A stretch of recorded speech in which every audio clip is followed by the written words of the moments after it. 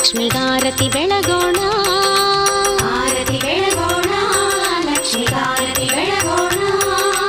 ಮಹಾವಿಷ್ಣುವಿನ ಹೃದಯ ಕಮಲದಿ ನೆಲೆಸಿರುವ ವರ ಮಹಾಲಕ್ಷ್ಮಿಗೆ ಆರತಿ ಬೆಳಗೋಣ, ಲಕ್ಷ್ಮಿಗಾರತಿ ಬೆಳಗೋಣ, ಆರತಿ ಬೆಳಗೋಣ, ಲಕ್ಷ್ಮಿಗಾರತಿ ಬೆಳಗೋಣ.